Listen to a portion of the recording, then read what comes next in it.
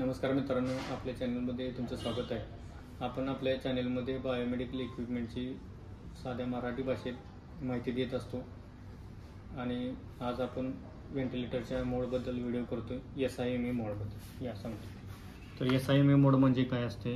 Synchronised intermediate mandatory ventilation.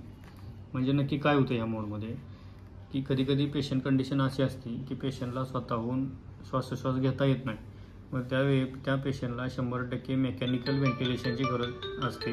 मग त्या mechanical ventilation compulsory द्यासाठी हा मोड वापरला जातो। म्हणजे कसा वापरला जातो की डॉक्टर पेशंट ब्रीथ सेट करतात 15, 17, 20 पेशंट कंडिशननुसार। आता एक ब्रीथ म्हणजे काय असते की पेशंटनं श्वास आत घेणे आणि परत तो श्वास बाहेर सोडणे, इन आणि आउट, ह्या एका सायकलला एक ब्रीथ म्हटलं जातं।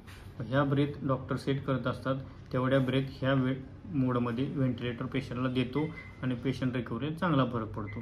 SIMA मोड हा व्हॉल्यूम कंट्रोल मोडचाच एक सब मोड म्हणून बघितला जातो। आणि अशा नवनवीन व्हिडिओसाठी माझ्या चॅनलला तुम्ही लाईक करा, शेअर करा, सबस्क्राईब करा, जेणेकरून तुम्हाला मराठीमध्ये बायोमेडिकल इक्विपमेंटची माहिती मिळू शकेल। धन्यवाद।